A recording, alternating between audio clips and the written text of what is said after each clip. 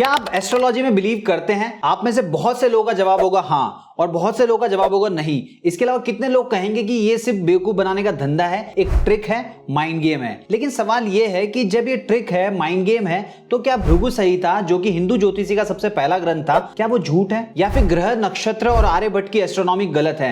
और अगर ये सही है तो एस्ट्रोलॉजर्स की बताई हुई बातें 100% सच क्यों नहीं होती? किस बेसिस पे लोग इसे सही बताते हैं? क्या है ये एस्ट्रोलॉजी? इसकी शुरुआत कैसे हुई? ये काम कैसे करती है? एस्ट्रोलॉजी गलत है या एस्ट्रोलॉजर्स? और इसको लेकर अलग अलग लोग अलग अलग राय क्यों रखते हैं? क्यों लोग इसे माइंड गेम या ट्रिक समझते हैं? जानेंगे आज के वीडियो के अंदर। लेकिन उससे पहले अभी तक आपने मेरे चैनल को सब्सक्राइब नहीं किया है तो प्लीज सब्सक्राइब कर लीजिए, ताकि जब भी मैं कोई नया वीडियो अपलोड करूं उसका नोटिफिकेशन आपको सबसे पहले मिल जाए। नमस्कार दोस्तों, मेरा नाम है रजनीकांत शर्मा और आज की वीडियो एक ऐसे टॉपिक पर है जिसपे कई लोग आंख बंद करके भरोसा करते हैं और कई लोग इसे अंधविश्वास और फरेब मानते हैं। मैं बात कर रहा हूं एस्ट्रोलॉजी की। तो चलिए सबसे पहले ये जान लेते हैं कि एस्ट्रोलॉजी है क्या। देखिए, एस्ट्रोलॉजी ये जो वर्ड है वो लैटिन वर्ड एस्ट्रोलॉजिया से आया है, जो कि दो शब्दों को मिलाकर बनाया गया है। पहला है एस्ट्रो यानी कि स्टार्स और दूसरा होता है लॉजिया यानी कि स्टडी करना। एस्ट्रोलॉजी स्टार्स और प्लेनेट की मूवमेंट को स्टडी करने और उनके बारे में जानने के प्रोसेस को कहते हैं। इसकी शुरुआत सबसे पहले 1500 बीसी से लेकर 600 बीसी के बीच में भारत में हुई, जिसे वैदिक पीरियड भी कहा जाता है। उस वक्त लोग कोई भी वैदिक या फिर धार्मिक काम करने के लिए ऐसा दिन चुनते थे जिस दिन ग्रह नक्षत्रों की स्थिति उस खास काम को करने के लिए बेस्ट हो, और इसके लिए सप्त ऋषियों में से एक भृगु ऋषि ने सबसे पहला ज्योतिष ग्रंथ लिखा जिसका नाम था भृगु संहिता। इसमें ग्रह नक्षत्रों की चाल और उनके शुभ अशुभ फलों के बारे में लिखा था।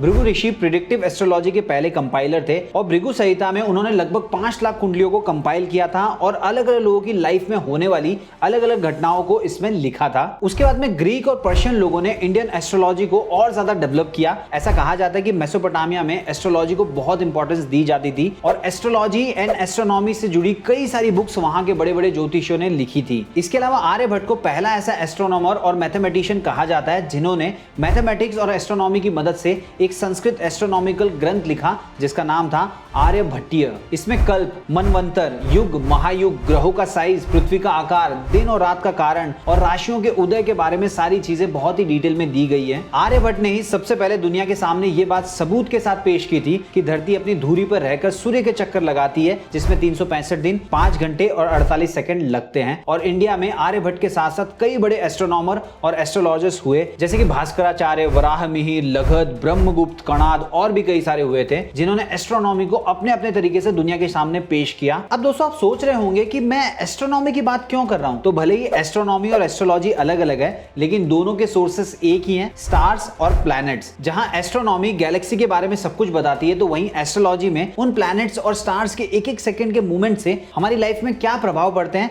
उसके बारे में बताती है। अब यहीं पे लोगों के दिमाग में डाउट आते हैं कि ये प्लैनेट्स हमारी लाइफ में क्यों प्रभाव डालेंगे, कैसे हमारी लाइफ इन प्लैनेट्स और स्टार्स के घूमने से अफेक्टेड होती है। तो दोस्तों आपने हाई टाइड यानी कि ज्वार भाटा के बारे में तो जरूर पढ़ा होगा। जब भी चांद, सूरज और धरती एक लाइन में आ जाते हैं तब हाई टाइड आता है। ये एक छोटा सा एग्जांपल है किसी भी ग्रह, उपग्रह के मूवमेंट के प्रभाव का। उसी तरह से ब्रह्मांड में 100 बिलियन स्टार्स हैं, 27 नक्षत्र हैं, 9 ग्रह हैं यानी प्लैनेट्स हैं और 12 राशियां हैं। और दोस्तों ये जो 12 राशियां हैं सूर्य के चारों ओर 30-30 डिग्री पर होती है और सारे ग्रह सूर्य के अलग अलग डिस्टेंस पर रहकर चक्कर लगाते हैं और उस वक्त हर ग्रह अलग अलग राशियों में अलग अलग टाइम में डिफरेंट टाइम के लिए आते हैं और उस टाइम को घटी और बल में मेजर किया जाता है। अब दोस्तों ये तो हो गई राशि और ग्रह नक्षत्रों की बातें, लेकिन हम इंसानों की लाइफ में इससे क्या फर्क पड़ता है, चलिए उसके बारे में बात कर लेते हैं। दोस्तों धरती पे जब किसी का भी जन्म होता है तो उस पर्टिकुलर टाइम में अलग अलग ग्रह अलग अलग राशियों में होते हैं, जिसके बेसिस पे धरती पे पैदा होने वाली हर चीज पर इसका असर पड़ता है और हम इंसानों की पूरी लाइफस्टाइल इसी पर टिकी होती है। अब ऐसा क्यों होता है, इसके पीछे भी एक रीजन है और वो रीजन ये है कि धरती पे पैदा होने वाली हर चीज 5 तत्वों से बनी होती है। अग्नि, जल, वायु, धरती यानी कि मिट्टी और आकाश यानी कि शून्य। जब वो चीज खत्म होती है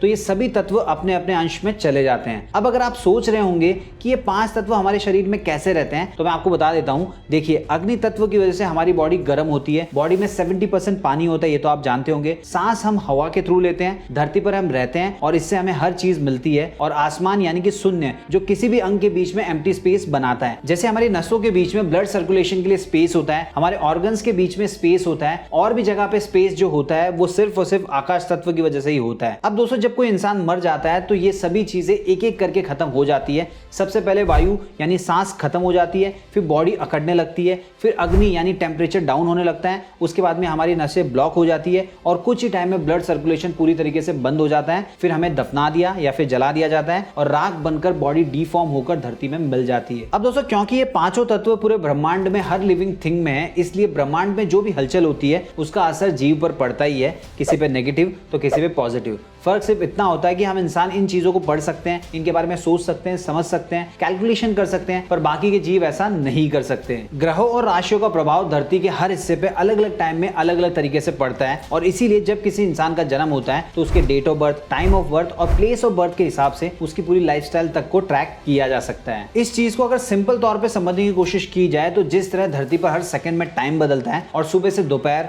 शाम, रात और फिर से सुबह होती है, ठीक उसी तरह ग्रह, नक्षत्र और राशियां बदलती रहती है, जिसका हमारे शरीर और लाइफ दोनों पे बहुत असर पड़ता है। इस चीज को जानने के लिए किसी को सिर्फ एस्ट्रोनॉमी नहीं बल्कि मैथमेटिक्स और ज्योग्राफी की भी अच्छी खासी नॉलेज होनी चाहिए। और जो इंसान इन तीनों चीजों को जोड़कर किसी की कुंडली निकालना जानता है वो ये भी बता सकता है कि आज जो बच्चा पैदा हुआ वो बड़ा होकर कैसा दिखेगा, मतलब उसका स्ट्रक्चर कैसा होगा, वो किस चीज में इंटरेस्ट रखेगा, उसका नेचर कैसा होगा, यहाँ तक कि उसकी पूरी जीवनी निकाल कर रख सकता है। और कभी ना कभी आपने किसी ऐसे इंसान को जरूर देखा होगा या फिर उसके बारे में सुना होगा कि वो इंसान सिर्फ किसी को देखकर ही उसकी पूरी कुंडली निकाल देता है। लेकिन दोस्तों आज के टाइम में ऐसे लोगों का मिलना थोड़ा सा मुश्किल होता है क्योंकि हर किसी को सिर्फ पैसा और लाइमलाइट चाहिए होता है, वो भी बहुत ही जल्दी। इसलिए कोई भी उतनी मेहनत करना नहीं चाहता, उतना दिमाग लगाना नहीं चाहता, सिर्फ कुछ पिछली घटनाओं के बेसिस पे प्रेडिक्शन करते हैं जो कि कभी कभी सही होते हैं और कभी कभी गलत भी हो जाते हैं। अब आप में से काफी सारे लोग ऐसे होंगे जिनके साथ ऐसा हुआ होगा कि ज्योतिषी ने कुछ बताया लेकिन वो सच नहीं हो पाया। अब वो सच क्यों नहीं हो पाया,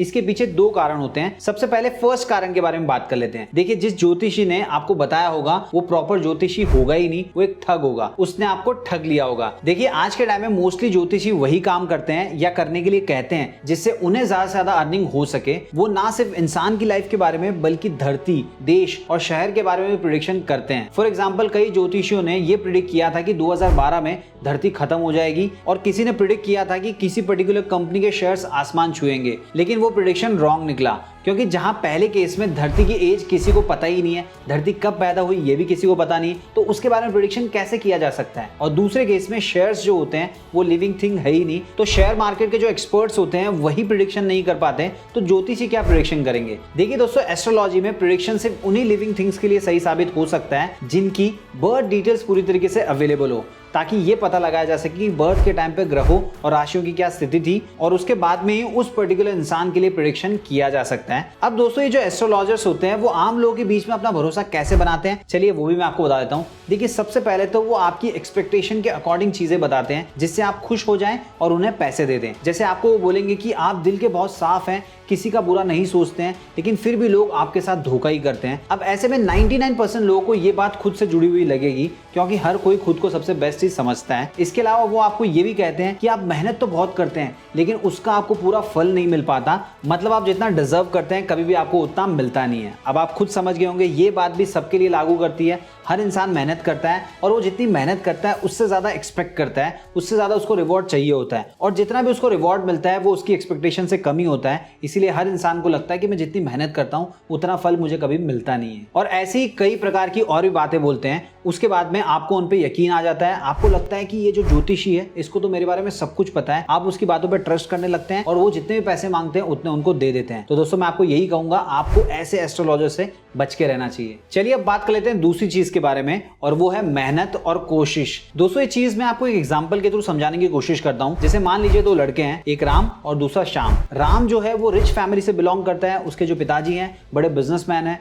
राम पढ़ाई कर रहा है यूएस में, एक बहुत बड़ी कॉलेज में वो पढ़ रहा है। वहीं श्याम एक लोअर मिडिल क्लास फैमिली से बिलोंग करता है और वो एक छोटे से कॉलेज से पढ़ाई कर रहा है, साथ ही साथ में पार्ट टाइम जॉब भी करता है ताकि अपने घर के खर्चों को निकाल सके। दोनों ही लड़कों के पेरेंट्स को उनके करियर की चिंता होती है। दोनों के पेरेंट्स ज्योतिषी के पास पहुंचते हैं, उनकी कुंडली दिखाकर उनके भविष्य और करियर के बारे में जानने की कोशिश करते हैं। राम की कुंडली देखकर ज्योतिषी बोलता है कि उसकी कुंडली में राजयोग है, उसके पास बहुत पैसे आएंगे, वो अपने पिता के बिजनेस को और नेक्स्ट लेवल तक ले जाएगा। वहीं श्याम के लिए बोलते हैं कि वो मेहनत तो बहुत करेगा पर शायद ही उसे अपनी लाइफ में उतनी सक्सेस मिल पाए। वक्त बीतता है, राम और श्याम अपनी पढ़ाई पूरी कर लेते हैं। राम के पिताजी जो होते हैं उनकी एज हो जाती है तो अपना सारा बिजनेस अपने बच्चे के हाथ में दे देते हैं और वहीं श्याम इधर उधर जॉब ढूंढना शुरू कर देता है, काफी मेहनत करता है और कुछ जगहों पर जॉब करने के बाद में उसने ऐसा सोचा कि वो एक छोटा सा बिजनेस शुरू करे। थोड़े से पैसे बचाकर उसने एक शॉप रेंट पे ली और फास्ट फूड का बिजनेस शुरू कर दिया। अब क्योंकि मार्केट में पहले से काफी ज्यादा कंपटीशन था तो उसका जो बिजनेस था वो उतना अच्छा चल नहीं पाया। वहीं दूसरी तरफ राम के बिजनेस में उन्हें काफी फायदा हो रहा था, नए नए क्लाइंट्स मिल रहे थे।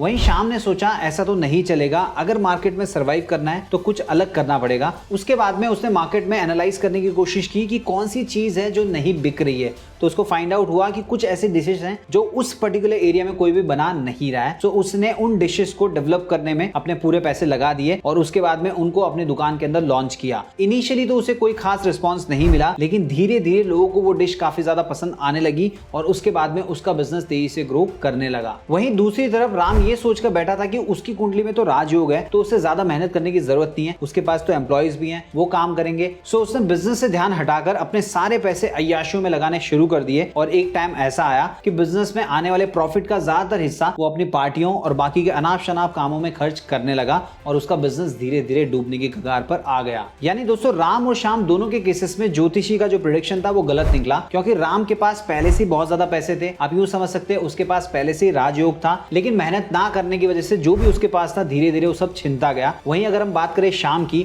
तो उसके पास कुछ भी नहीं था, लेकिन वो लगातार मेहनत करता रहा, ट्राई करता रहा और उसको सक्सेस आखिरकार मिल गई। तो दोस्तों हम यूं समझ सकते हैं एस्ट्रोलॉजी एक बारिश की तरह है। प्रेडिक्शन ये हुई है कि बारिश होगी, लेकिन आप इसमें भीगना चाहते हैं या नहीं भीगना चाहते ये तो आपके हाथों में है। इसके अलावा दोस्तों कई सारे ज्योतिषी ऐसे भी होते हैं जो अलग अलग ग्रहों के प्रभाव से बचाने के लिए आपको अलग अलग स्टोन पहनने के लिए कहते हैं या फिर पूजा पाठ करने के लिए कहते हैं। अब दोस्तों इसके पीछे क्या लॉजिक होता है तो मैं आपको बता दूं, इसके पीछे कोई भी लॉजिक नहीं होता है, ये पूरा का पूरा आपका साइकोलॉजिकल गेम होता है। ये भी मैं आपको समझाने की कोशिश करता हूं। मान लीजिए कि आप किसी परेशानी से जूझ रहे हैं तो उस केस में आप उसी ज्योतिषी के पास जाएंगे जिसपे आप ट्रस्ट करते हैं और आपको यह भी भरोसा होगा कि उस ज्योतिषी के पास जाने के बाद में वो आपको कोई ना कोई ऐसा उपाय बता देंगे जिससे आपकी लाइफ में बहुत ज्यादा चेंजेस आ जाएंगे। अब आप ज्योतिषी के पास जाते हैं, वो आपको कहता है कि ये स्टोन पहनने से आपकी जो प्रॉब्लम है वो दूर हो जाएगी या फिर ये पूजा पाठ करने से आपकी जो प्रॉब्लम होगी वो दूर हो जाएगी। उसके बाद में ज्योतिषी जैसा कहता है वैसा आप करते हैं और ये उम्मीद करते हैं कि आपके साथ सब कुछ सही होगा। अब दोस्तों आपकी ये जो पॉजिटिव थिंकिंग होती है यही पूरा गेम बदलती है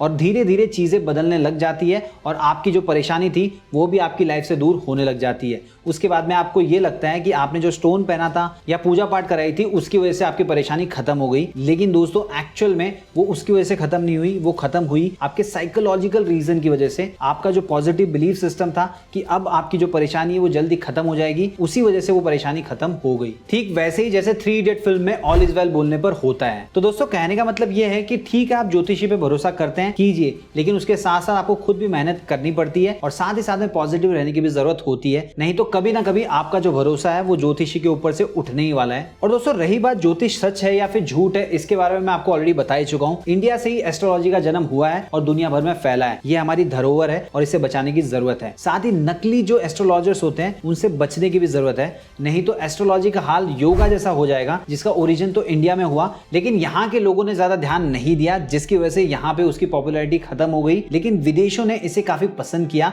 और आज के टाइम में सिचुएशन ऐसी है कि इंटरनेशनल लेवल पे योगा टीचर बनने के लिए आपको योगा अलायंस यूएसए से योगा टीचर का सर्टिफिकेट लेना पड़ता है। उसके बाद ही आप इंटरनेशनली योगा सिखा सकते हैं। तो दोस्तों आप खुद सोचिए, योगा इंडिया से था लेकिन सर्टिफिकेट आपको लेना पड़ेगा यूएस से। तो कहीं एस्ट्रोलॉजी के साथ भी ऐसा ना हो जाए, इसलिए हमें समझना होगा कि एस्ट्रोलॉजी एक साइंस है जिसे हमारे ऋषि मुनियों ने और ज्ञानियों ने बड़ी मेहनत से बनाया और उसके बारे में लिखा है। तो दोस्तों कुछ फेक एस्ट्रोलॉजर्स की वजह से हम इसे झुठला नहीं सकते, क्योंकि गलत एस्ट्रोलॉजी नहीं बल्कि एस्ट्रोलॉजर्स है। तो जरूरत है एस्ट्रोलॉजी को गलत या सही बताने से पहले खुद उसे अच्छी तरीके से समझने की और पढ़ने की, ना कि लोगों की सुनी सुनाई बातों में आने की। अब आप में से जिनको मेरी बात सही लगी वो वीडियो को लाइक कर दीजिए और जिन्हें मेरी बात सही नहीं लगी वो कमेंट बॉक्स में लिख के बताइएगा कौन सी बात मेरी सही नहीं लगी। और साथ ही साथ में इस वीडियो को अपने सभी फ्रेंड्स, फैमिली मेंबर और जान पहचानों के साथ शेयर कीजिए। इसके अलावा चैनल को सब्सक्राइब नहीं किया तो प्लीज सब्सक्राइब कर लीजिए और मुझे इंस्टाग्राम पे भी फॉलो कर लीजिए। मेरा इंस्टा आईडी है hi_रजनीकांत शर्मा। तो मिलते हैं दोस्तों अगले वीडियो में।